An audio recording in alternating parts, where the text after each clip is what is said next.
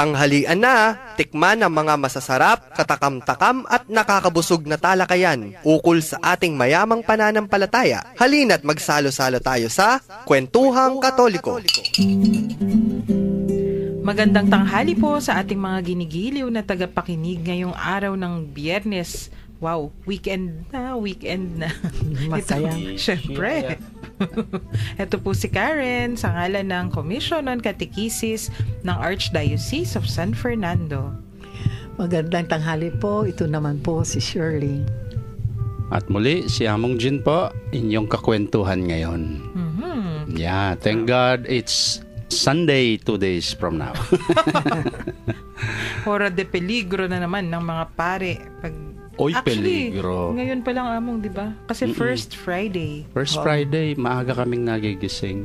May Oras Santa kasi. Tama. Tapos misa. At ngayon ay fiesta ni Santo Tomas. Yes, Santo Feast Tomas, of the Saint- Apostle. Ayan. Tapos Among, Ang malaking nagduda. Duda. Doubting Thomas. Bakit ba doubting? Kasi pag sinabi natin doubting, parang negative kagad, di ba? Actually, kung ako yun, sasabihin ko lang, si Santo Tomas ay very scientific. Yeah. Kasi, di ba, kailangan quantified. Totoo. Alam niya, nakita niya namatay sa krus, maybe from a distance. From a distance. Nakita niya, tapos nilibing. Tapos sasabihin sa'yo, buhay siya. Natural, maghahanap ng proof yun, ano? Hindi naman sa ayaw niyang maniwala because he lost the faith. No.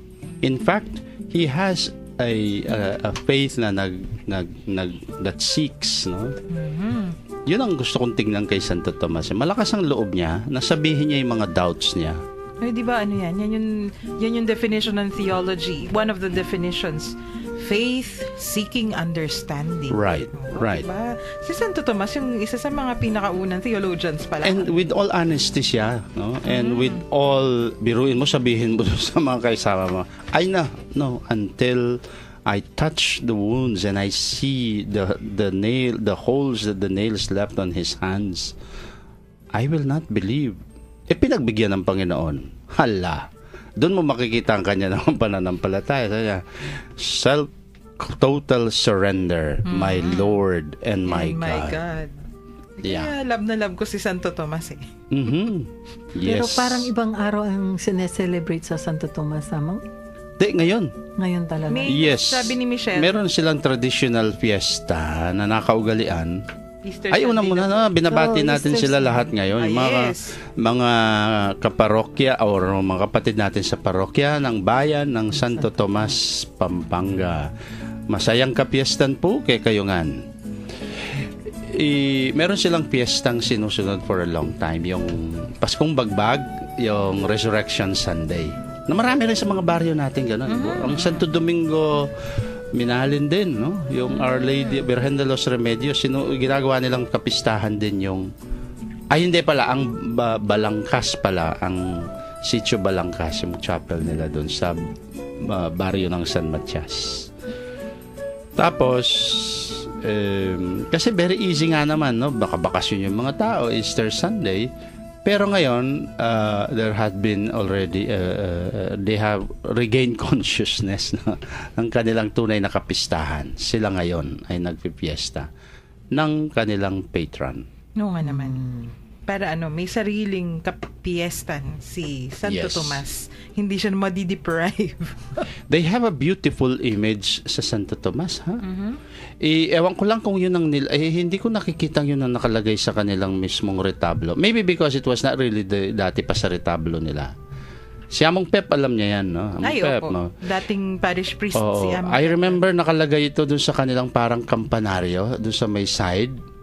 This is the statue. It's a very old statue of Saint Thomas kneeling in front of the resurrected Christ. Uy, ganda. Hawak niya gano'n yung sugat niya. With his, parang nakatingin yata sa babae. Parang, pahiya ka, no? Kita mo. Yung mga Among Jin talaga. nga pala, sorry Lord, my Lord and my God. But it is a beautiful, beautiful statue nila. Lumang-luma yun. pakukunan ko ng picture kay Michelle. Si You Michelle should. Should. Diba, isa po sa ating mga students from Assumption. Yes. Na taga Santo Tomas. Sige. Paano natin yan? Papicturean natin. Pero ngayon, babalik tayo sa liturgy. Among, sinalubong ako ng question sa Facebook page. Kasi yung mga discussions daw natin, something about communion. Sabi nitong isa, private message ito eh. Sabi niya, there is one EMDC who does not say body of Christ during Holy Communion. Aha. Isn't he supposed to say this phrase audibly? Anong sinasabi niya? Baka Hello? nakikipagngitian. Tapos, hi. Sagot naman yung nagko-communion. Hello? Good morning. Pag ako yung pinag-communion ng ganun, sasagot ko, thank you. Thank you for giving me the body of Christ. Lahat, from the bishop to the EMDC, it is our duty to present the body of Christ. And it should be audible, no? Hindi yung bubulong-bulong. It should be the body of Christ. And then, actually, sa pagko-communion, kasi naging kwan na rin tayo ng rush, yung nagmamadali. Nahuli na rin tayo. So, it's about time to review, no? Kasi may mga, maski kami mga pare, no? Body of Christ, body of Christ, body of Christ. Hindi pa nakakasagot kasi yung nagko-communion, binibigay na. Tapos nagsasabayan halos, body of Christ, sabay amen, no? Yun namang iba kasi, tapos bago mo masabi yung body of Christ, amen na kagad. Kasi nga, you cannot blame the faithful kasi nasanay sila dun sa, hindi naman sinasabi. So ako na lang ang sasagot, no? So kaya kung pag natapat sila sa isa namang EMDC na talagang with fully conscious ang pagbibigay niyang body of Christ, napapasagot na sila ng amen, hindi pa man natatapos. Kasi nagmamadali. Kasi mabilisan. Chucking ang tawag daw. Ayoko sina-chuck yung ginaganon yung host. Para bang, but you know, if it is, kung ang consecration is the highest moment in the whole celebration of the Mass. The highest moment naman in the moment of the faithful when they attend the Mass is when they receive in communion Jesus' body. Kaya tayong mga ministers, no, na nagbibigay should be conscious yun. Sabihin mo talaga the body of Christ. Iyon nga in the old liturgy, sabihin natin old liturgy, no, in the 1962 missal, ang haba pa na sasabihin ng pare doon eh.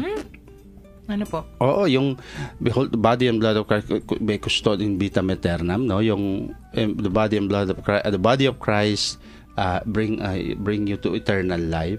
May pakrus pa yun bago niya ibibigay sa'yo. Kaya pala ang tagal ng communion, no? Yes, matagal ang communion Nakaluhod nun. sa Nakaluhod, altar rail, communion Oh. rail. And that is how beautiful yung pagtanggap. Tapos meron pang communion plate.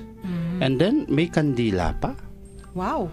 To really, ngayon na nga, everything is being done easy for us. Tapos so much na nagiging easy na lang, easy na nga tapos nakakalimutan pa, amen na lang ang sasabihin, no? Amen na lang, hindi pa masabi-sabi, or tapos yung mga ministers, isa na lang ang sasabihin, hindi nangalatin the body of Christ na lang ang sasabihin, hindi pa masabi-sabi, no? Parang Christ. Hindi mo alam kung ano yung sinasabi, no? My goodness. Oo, it's time to, by our actions even as minister. Hindi magko-complain ng mga tao if you give it solemnly, that is your right, that's your duty, no? Matututo pa yung tao, these people, they mean business, no? It should be this way. Okay, orientation ng mga... Right. You should say naman it. Tingnan talaga. Yun, ibang mong itataas pa yun. Yes, itataas. And pag hindi ka sumagot, hindi niya ibababa, hindi bibigay sa'yo. Actually, that is how it should be, no? Kung hindi mo ko sinagot, it will make me doubt. Alam mo ba talagang paano pagtanggap ng komunyon? Hindi ka katoliko. Right. Yan yung sabi ni Brother Sunny kanina. Kasi kabang kinokopya ko yung questions, nandun sila. EMDC si Brother Sunny Sabi niya, di ba kaya nga tinataas pa namin? Right. And you should. Tapos nga, napapasunod pa sa tingin yung tao. And that's beautiful. That's beautiful. Dahil ngayon ay First Friday. Ang ganda ng yung question, no, nakasunod sa ating okasyon ngayon na First Friday din. Pakinggan po natin itong magandang tugtugin pang First Friday.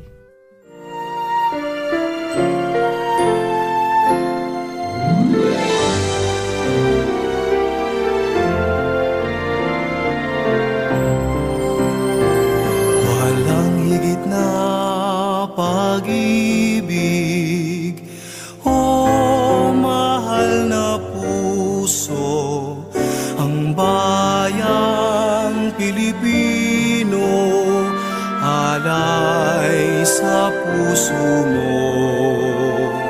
Sa templo, sa tahanan, sambit namin ang iyong ngalan.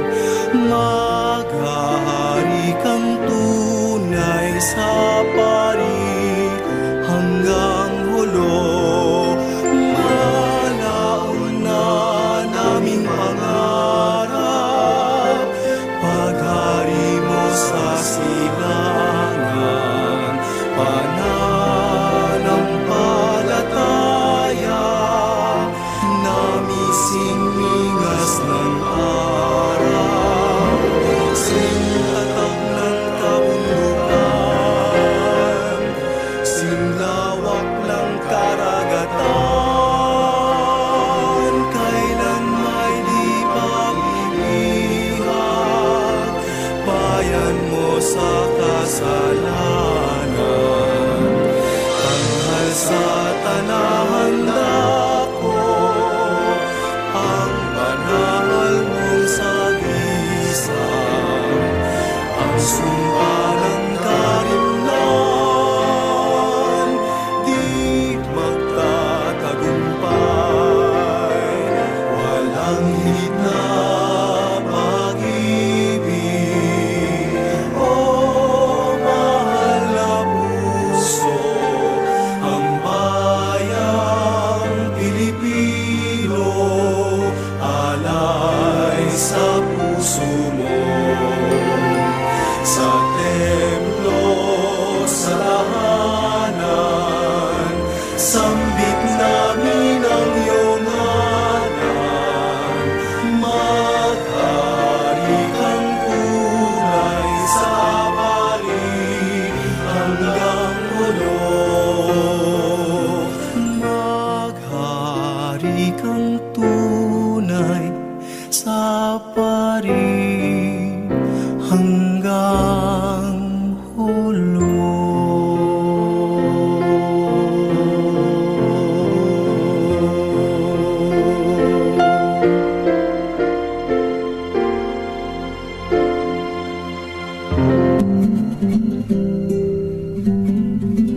Nagbabalik po ang Kwentuhang Katoliko dito pa rin sa 91.9 Bright FM. Nung isulat ba yung Nomás Amor que el Tuyo, alam na nilang may Batanes? Spanish time pa yun namang siguro. Kasi bakit apari hanggang hulo lang? Tanungin Hindi nga lang magre-rima. Yun, Batanes Daya hanggang Tawi-Tawi. Batanes, hasta Tawi-Tawi. O baka magalit sa atin yung mga nag-compose. Kasi nung unang panahon yata, yung Batanes parang, debatable pa kung kanino. Di ba may... And I think parang part ba ng apari? Kasi Babuyanes, Baka. they used to be called, di ba archipelago sila? Babuyanes Island. Babuyanes Nasa Island. gitna ng... Parang siya yun, pinaka-main. Uh-huh. Nasa gitna ng, actually, maliliit yung Babuyan. Mhm. Nasa gitna ng Batanes at ng mainland. Naku, umabot tayo sa geography kanina. Hindi, naalala ko lang kasi, the song is so beautiful. Na ngayon ko lang talaga na pinakikinggan siya sa Tagalog. We've always been singing this in Spanish. Mula apari ang hanggang hulo sa buong Pilipinas, pag-ibig mo'y namumuo. O Gino. Ito, nag-text si Maresi. Kinanta daw nila yung awit na yan kaninang umaga, still in Spanish. Naku, beautiful, beautiful.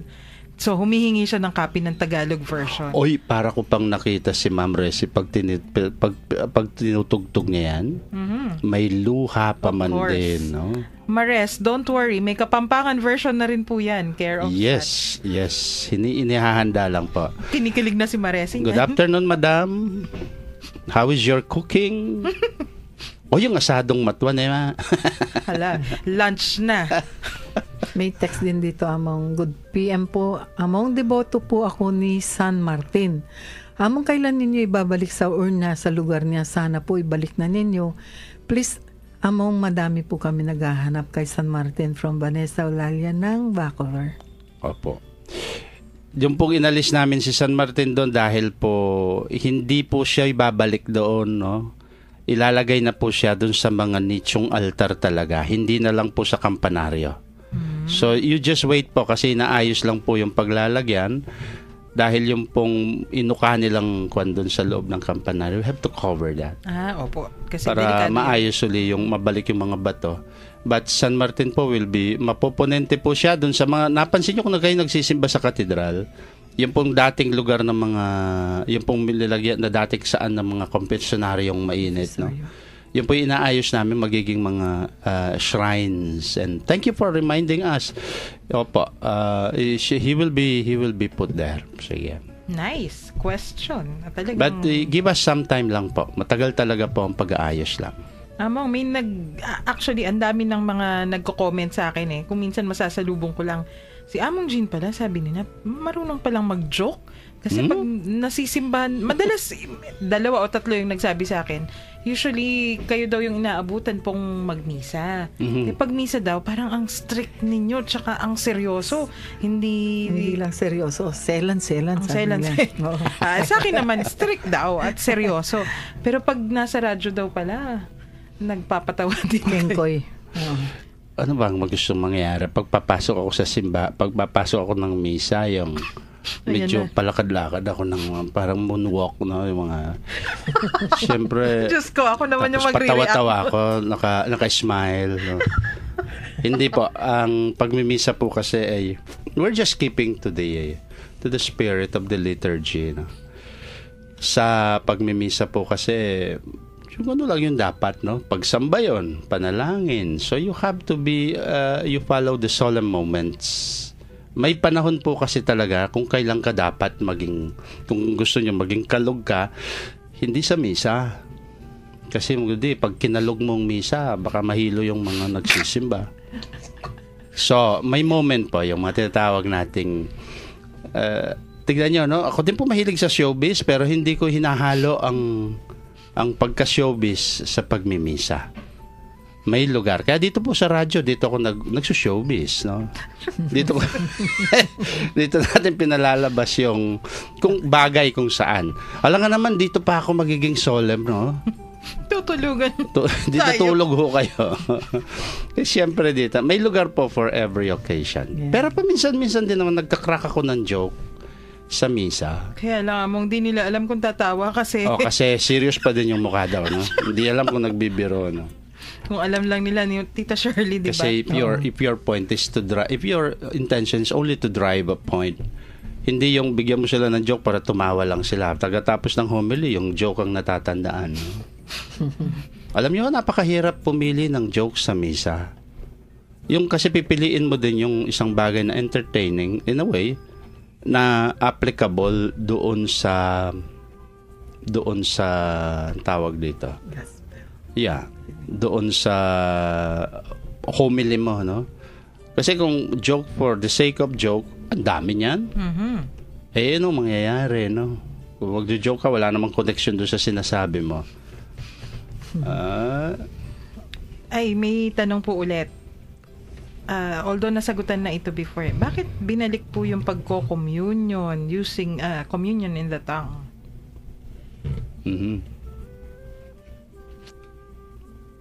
Among. Ayan, nagseryoso na siya. No, because that is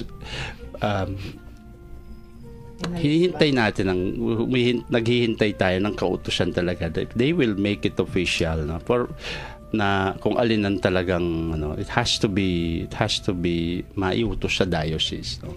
Hanggang wala yon, then it is the pastor's way of looking. Pag sinabing this is better for kasi doon sa situations, no, to avoid and to, if only to teach people again, no, and to make them realize that this is a more ang santama at wastong more respectful way of receiving Holy Communion. I'm not saying that the other one is not, but kung minsan you have to educate, you have to allow people to sink in yung kanilang yung gusto mong ipaabot sa kanila by stressing on a particular practice for a while.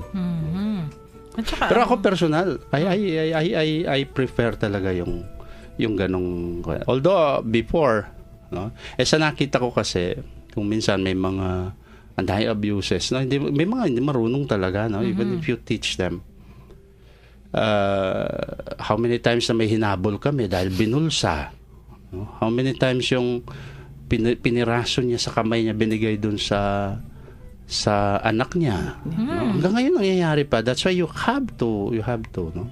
so, one of the reasons is to parang maging hindrance sa abuse. Yes, and then maybe you could also, ano yung pinaghahawak-hawakan mo nung bago ka nagsimba, may kumakain na kung saan, no? Mayroong galing tong sa, kung kami nga, di ba, yung ritual of cleansing, no? You have to hold with your clean hands the sacred body of Jesus. Right. Tapos kanina, Among, may ano yan naaalala ko na naman pagkain, Tita Shirley. Pagkatapos kong magsimba, di ba, syempre gutom ka after the mass. Dahil nag-fast ka muna.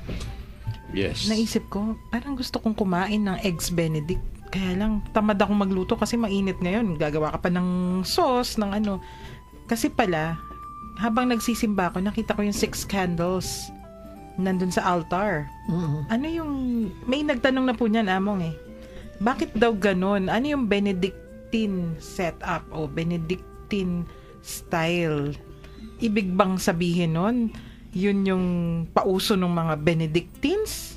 Most probably kaya nakuha yung pangalan doon because sila ang nag-proliferate na.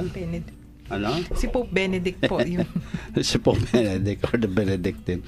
And then at the same time, kasi pwede mo rin makuha yun from the word, at nagko-conjecture ako, no? Benediction, no? Which is a blessing. Anyway, yung setup na gano'n, ang paggamit po kasi ng kandila ay may prescription na. There's a certain, may magandang kwento, historical background, no? Sa paggamit ng mga kandila. Anyway, to be short, no, yung ang practice or ang recommendations is yung you use 2 candles sa ordinary ferial day mass, tapos nagiging 4 yan pag medyo fiesta, Feast of Saints, no. So ngayon, Among, 4. Oo, pag Feast of Saints, no, this recommend they use 4. At pag mga solemnities and Sundays, yung mga big feasts, yan, they put 6, 3 on each side. Nag-7 yan, yung candelabrum ng mga tinatawag, mga nilalabas yung kapito, pag ang obispo ay nagmimisan, nagpo-pontificate siya. When pontification means, kapag nagse-celebrate po siya ng misang high mass, ng pontifical rite. No? And so, it's, ang kwan po kasi, ang candles are used to show honor, no? And respect. Parang gano'n, no? Of course, yung honor and respect, parang may grades, no? But at the same time also, they are indications for us, kumbaga sa yung kulay. No? Opo. Dito naman sa candle, pag nakita mong 2 candles lang yung nakalight, ordinary mass, sabihin mo. No? Pag 4, may magpipiestang santo. Hindi kalakihan. Pag nakita mong 6 yan, because it's Sunday, baka nakalimutan mo, linggo, no? Linggo ngayon. Kaya pala. Kaya, piyesta ni Santo Tomas, ang malakihang piyesta ng mga santo. At pag nakita mong 7 yung kandila, lalo na dun sa may main altar, dadating si Apong Dong. may nandiyan ang archbishop o may obispo. Di ba may codes pa pala? Yes. Yung tapos po makikita may mga candles sa altar, tapos meron ding candle kung meron kayong yung tinatawag na 3 gradas na altar, yung mga lumang altar sa likod. The rule is this, no? Ako nakikita ko yung sa mga Europe, hindi lang kung minsan may 30 kandila. They really light because the lights are the more candles. Parang kasi sa liturgy ay di baling wag kang magdagdag, di baling halimbawa yung, di man nag-exaggerate, no? Kung wag ka lang magiging minimalist, no? Halimbawa, maski pandalawa lang, dinagdagan mo, it's still fine. Pero dapat kung 6 sila, tapos ginawa mong 2 lang, you are undermining yung... Dinidiminish mo yung importance. To diminish is not good. But you may even do more. Yeah. May Interesting. comment dito, Among. Among, dakal po salamat. Sana, Among, lahat ng simbahan gayahin yung ginawa ninyong binalik sa dati, yung choir sa second floor. Kasi po magandang pakinggan ngayon yung mga choir. From 42002. Gusto ko yung second floor. Choir loft. Sa choir loft pa. Okay, yeah. Biro lang. Depende rin po kasi may mga... There are places siguro na if you can really maaayos mo naman. Para sa atin po kasi cathedral, tapos may choir loft tayo, sayang kung hindi mo gamitin. And then, if you have an organized choir naman that they can throw, and then ngayon, may mga modern electronic equipments na tayo, pwede na silang marinig, no, maski sa malayo. Kung wala po kayong choir loft, siyempre sa may lalagay yung choir, no? Alang sa bubong, no? Actually. Ilagay mo doon sa side. May akong alam na simbahan noon, tatawa-tawa ko kasi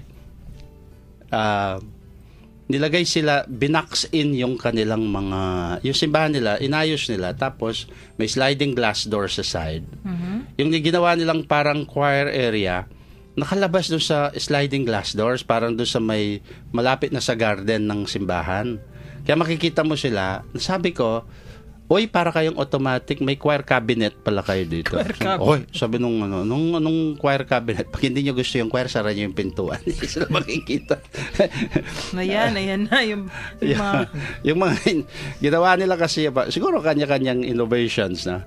Later on, naayos naman yan. Pero di ba, Among, kasi yung sa Vatican II, gusto nila yung choir kasama ng assembly. Kumbaga, Yes. Yeah. Parang yung mga EMDC natin, they come from the front. Yeah. Pag magsaserve sila. Ibig sabihin, galing sa assembly. It is to emphasize more na ang mga choir kasi talaga are also part of the worshiping Right. community. So, Totoo hindi po yan wala kung minsan pag, although hindi naman bawal, no, but if you can, kailangan talaga you can, the members of the choir, lalo na dahil nakaseparate sila doon. It is so easy for them. Oy, malayo tayo, hindi tayo naririnig, hindi tayo nakikita, nakatalikod ang mga tao. So, aawit na lang tayo. Pag walang nakakakita, ang daldalan dyan, kain ng candy dyan, labas dun sa canopy, may naninigarilyo, tipa manikla, no? Panik tipa, panik manaog, no? Kaya, but if you have a choir that is conscious, naitanim mo sa isipan nila na, hey, you're worshiping, you're also part of that. Maski nandun sila, they can behave. They're still part of the community. No? Yung ang ibang mga choir sa mga Old English tradition, di ba? Yung choir nasa likod pa ng altar. Yes. Yung minsan nung nasa jazz ko yung sabi nung isa, oy, di para ho kayong yung isang religion dyan na yung koro nila nasa likod ng mga ministro. Ay nako, bago pa nila ginawa yun ng simbahang Katolika, excuse me, in the early years, pag ginagawa na yon, hindi tayo, wag mo sabihin ako nangungopia.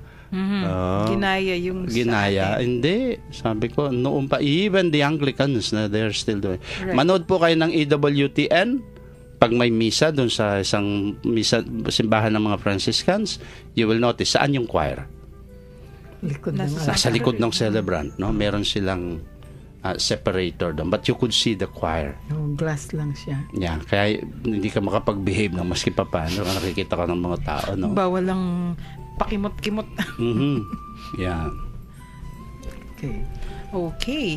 So, sa liturgy pa rin tayo. Pero ngayon, talagang yung mga vessels, tsaka yung... kung nais po ninyong humabol sa ating kwentuhan, maari po tayong mag-text dito sa mga number na ito. Sa Smart, 0918-351-8282, 0918-351-8282, at sa Globe,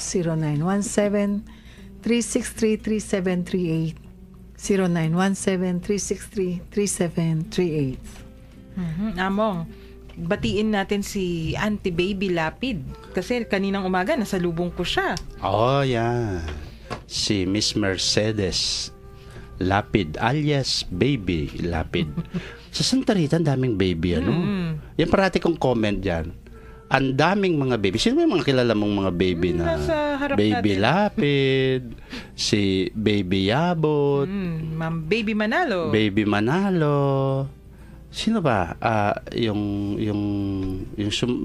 pumanaw na dating Lecom natin, no? Sa San Juan, si Ching Baby Sapanta. Pero lahat ng mga baby yan, papuputi na lahat ng buhok. Si Tita Shirley, hindi Walang pa naman. baby. Ayan. Sabi ko, ang daming din baby. si Tita Pero, Shirley. bakit naging mga baby, mga senior citizens na lahat? Kumusta ko po rin hanggang baby ng Santa Rita. At babatiin din natin si Atching Presi sa Chancery. Baka hindi tayo pakainin bukas. Yes. Tayong dalawa lang. Sama ng mga Chancery staff natin, no, sa Fine. Yan, sila Ching Remy, Sina Bong, sina Bong, Kong Dan, Dan, sina Rod. Espiritu. Ayan, ang dami, sina May, ang dami. Sarap na sarap silang kumakain yan. At yung ating mga inmates sa Pampanga Provincial Jail, Opo. nakikinig po sa ating yung mga yan. Maya Pagat Panapon, magandang hapon po sa inyo, sa aming mga kapatid na sa provincial. Nagpapabati Jail. din sina Gina, mga katikista dyan sa Katedral Lamong. May nagtanong sa akin kagabi, sabi niya, amang yung bang binabati ninyong kaibigan ninyong si J.D. Welder, babae ba yun? Dos ko kako, lalaking lalaki yun. Si J.D. Welder. Ito nag-text nga eh. Oh, baka akala, Nag-welding Hindi ko nga maintindihan yung text niya ngayon eh. baka mamaya akala kung sino na yung ginigreet ninyo, Among. Ay, so vestments, natapos na tayo. O kahit napasadahan na natin.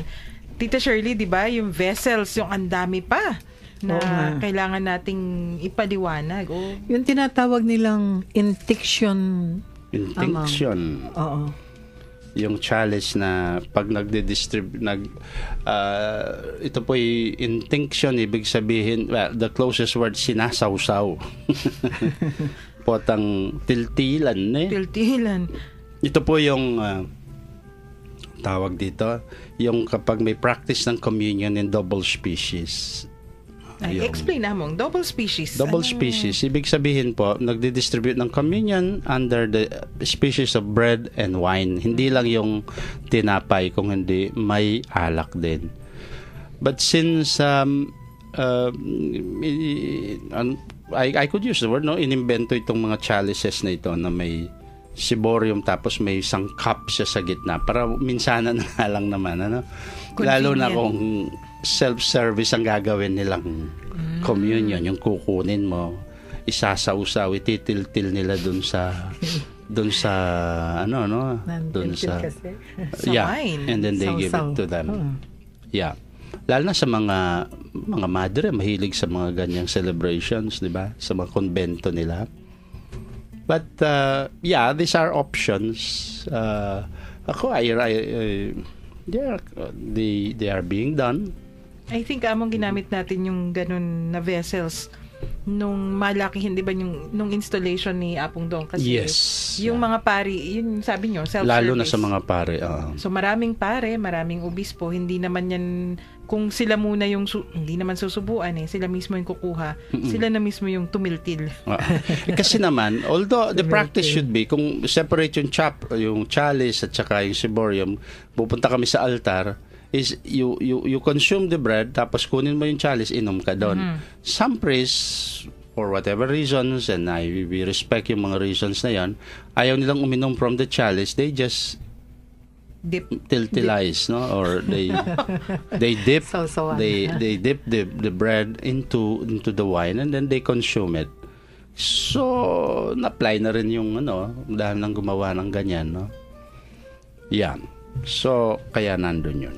Ano daw yung pagkakaiba nung paten, yung flat na parang plato, saka yung well paten na parang soup plate, may lalim siyang ganun, parang pangsabaw. Yung paten kasi is an integral part of the chalice, yung flat paten na sinasabi mo.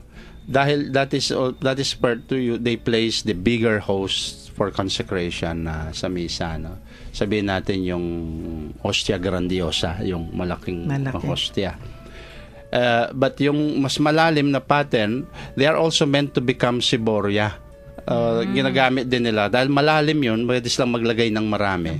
So, parang pang emergency kit, pag kulang yung mga Ciborium, pwedeng gamitin yun ng pare. Doon niya bibreak yung O, diba? Pati sa misa may emergency kit. Oy, meron yan. Meron.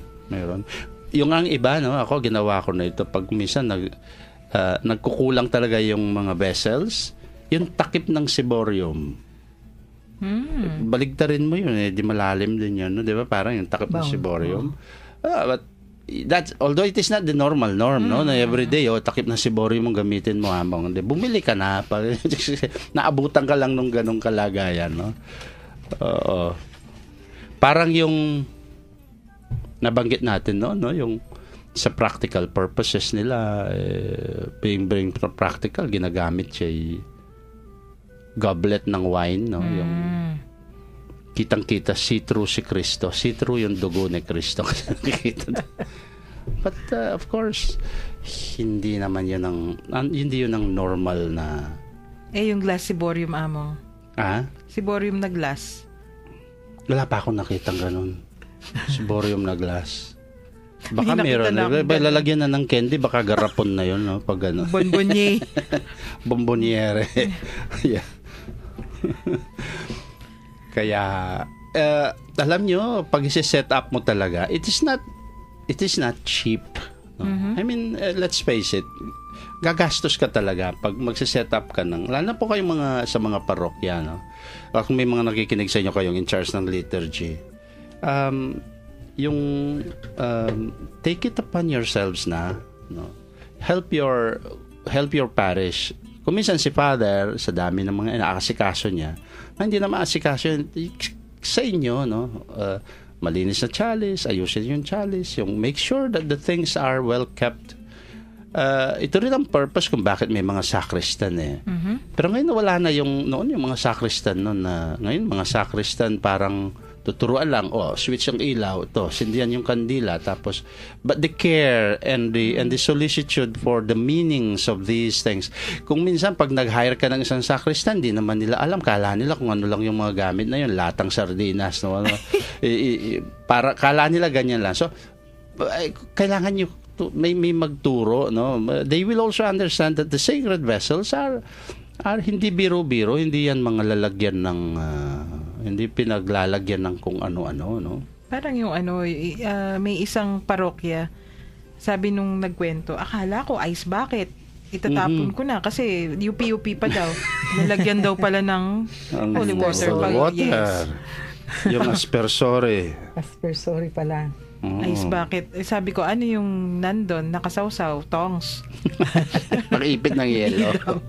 Kaya niya nalaman kasi yung asperges daw yung nandun.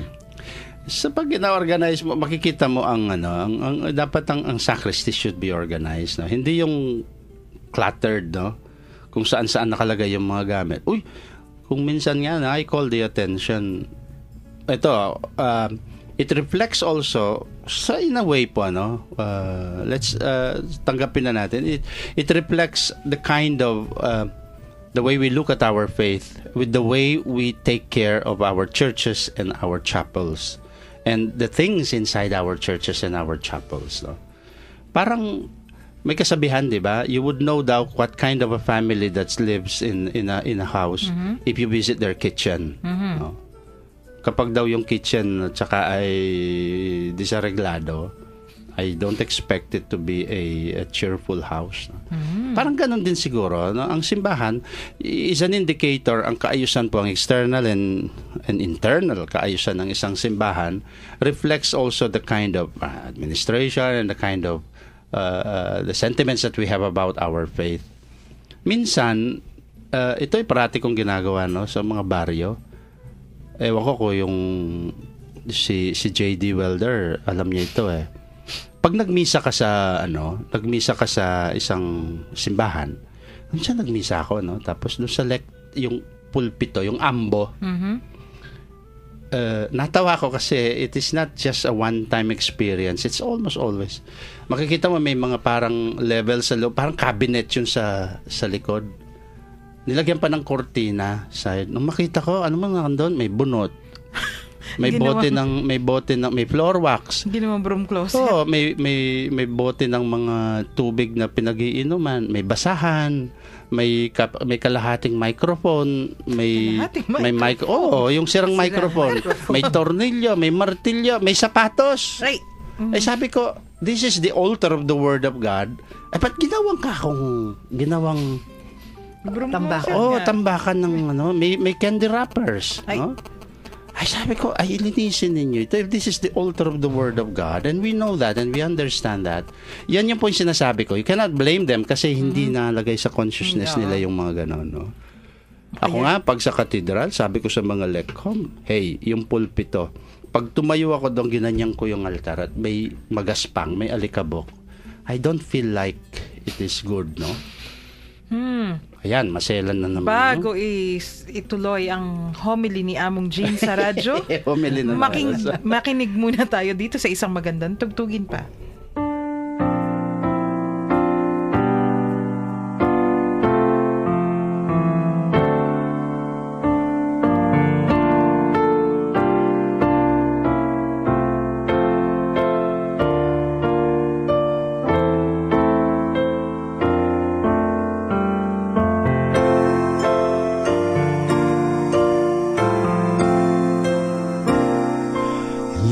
Liwanag ng aming puso, sa aming manahan ka.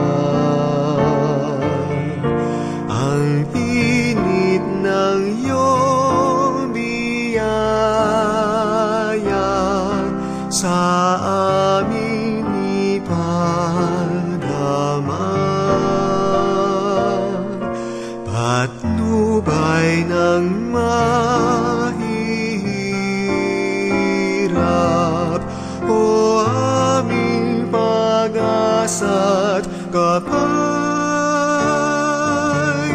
sa aming saya at hapis, tanglaw kang kaaya-aya.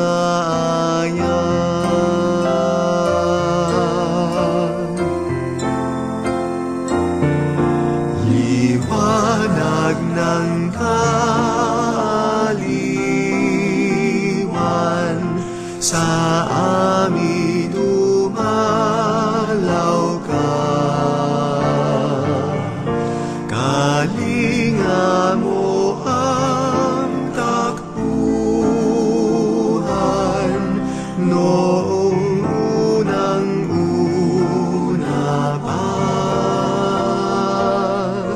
Pawiin ang aming pagod, hampasan ipag-anin. Minamahal kong kanlungan, sa hapis kami hanguin.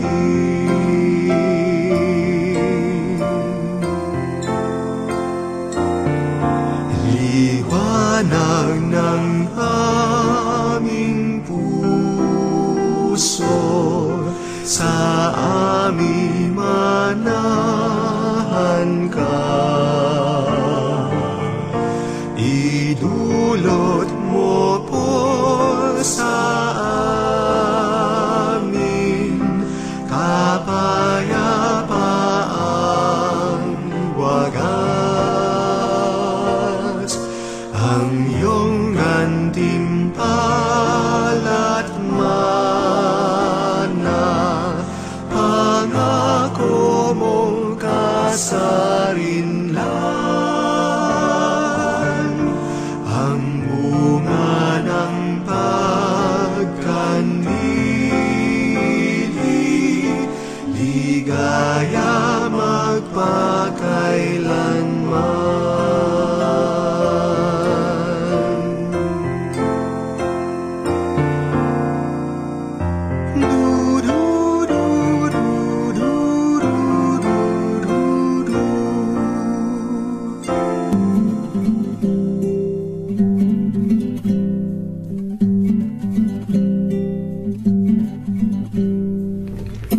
Babalik po ang Kwentuhang Katoliko dito pa rin sa 91.9 Bright FM at sa kakadaldalan nakalimutang Yan, sindihan. hindi nyo ma-switch yung mga switch sa microphone.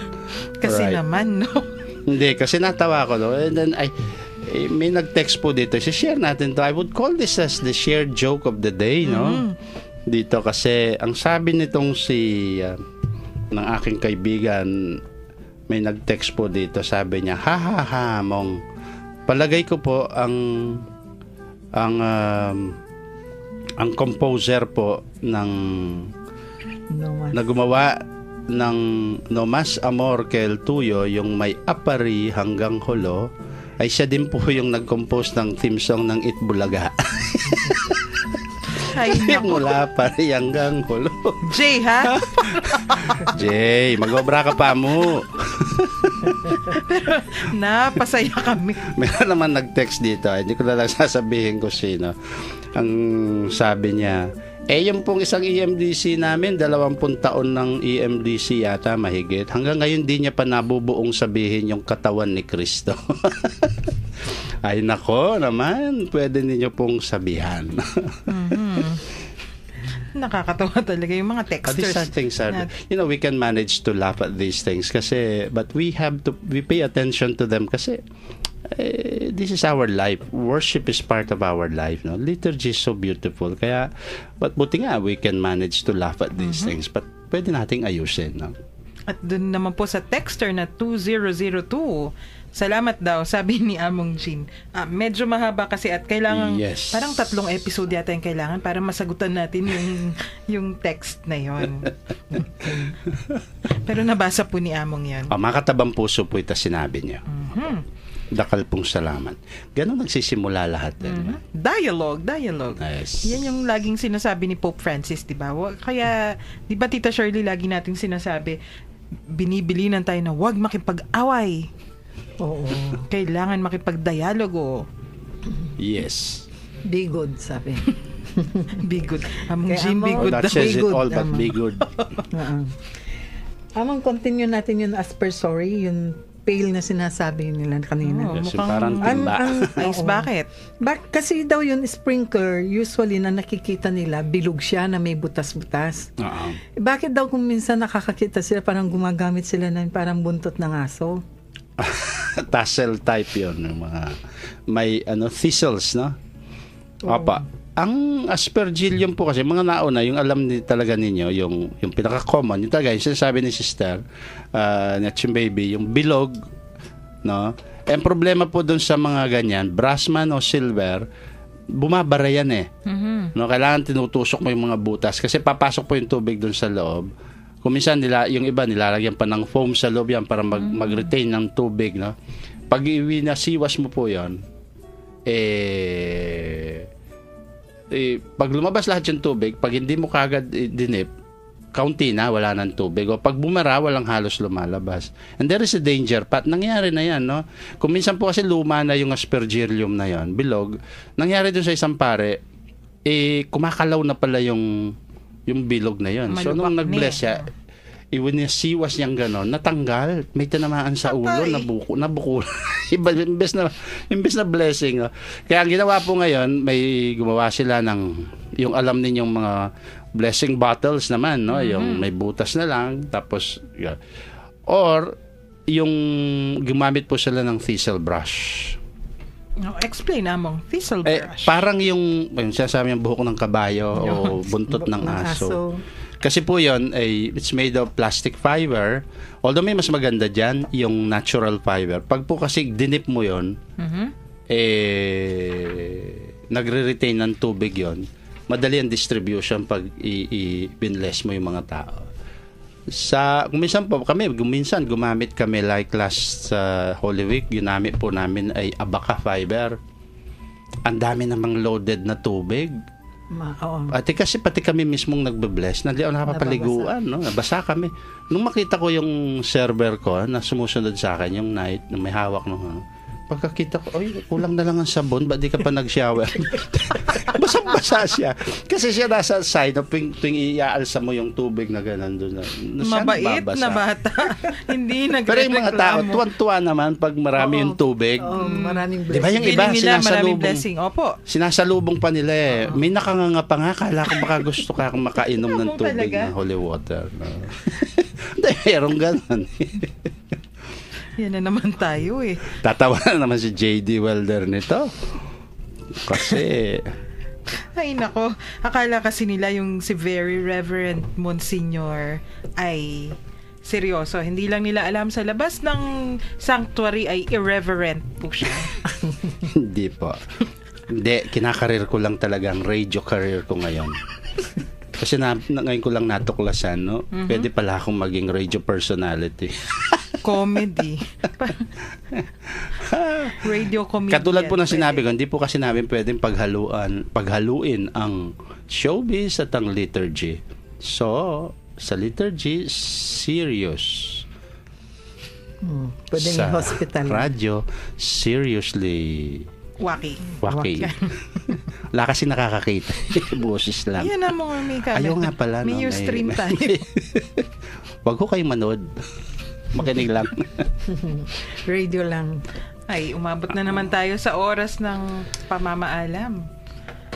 Weekend na. Oo. And next week, mukhang mahaba-haba rin yung ating kwentuhan. Hindi pa po tayo tapos sa vessels. Sa next week may new setup na ba tayo?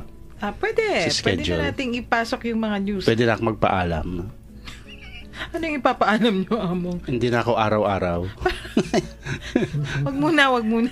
Ano pa, kailangan pa ng ating mga nakikinig yung mga waki. Okay. Among Jean. Pero pag ano po, malapit na yan kasi nabubuo na ang ating second season at pag si Among Joel nakahinga na from the shock na Naghahanda po kasi si Among Joel dahil meron na rin siya mag-slot na rin para sa kanya na kapag nahukay na daw niya yung notes niya. ecclesiology. Ay, wag mo. Ay, Among nasabi naman. ko ba? Wag naman ninyong tatakutin kasi pag big words na ganun, akala nila matutulog sila. Diyan daw bumagsak si J.D. Welder. Ecclesiology. Pero pag si Among Jin yung nag-discuss, chismis version yan eh. Yes. Oo, chismis version. Chismis Ayoko na ng version. academics kasi tagal ko ding academician, no, nagtuturo. So, wala akong i-chismis napala. Kung ano yung mga nangyari nung ganito, bakit naging ganito yung ganito, ay tsaka na natin yan ikukwento. Tapusin muna natin ang ating episode na ito sa isang dasal. Let us place ourselves in the presence of God. Glory be to the Father, and to the Son, and to the Holy Spirit. As it was in the beginning, is now, and will be forever. Amen. And may Almighty God bless us all, the Father, the Son, and the Holy Spirit. Amen. Amen. Maraming salamat po sa pakikinig. Ito po si Shirley. God bless you and keep you. At si Among Jin po, have a pleasant and a happy weekend ahead of us. Sa ngalan po ng Commission on Catechesis ng Archdiocese of San Fernando, ito po si Karen, nagpapaalam at nagpapasalamat sa inyo ngayong araw na to. Happy weekend po! Pagliligtas ng Diyos nasa krus ni Jesus, ang siyang sa mundo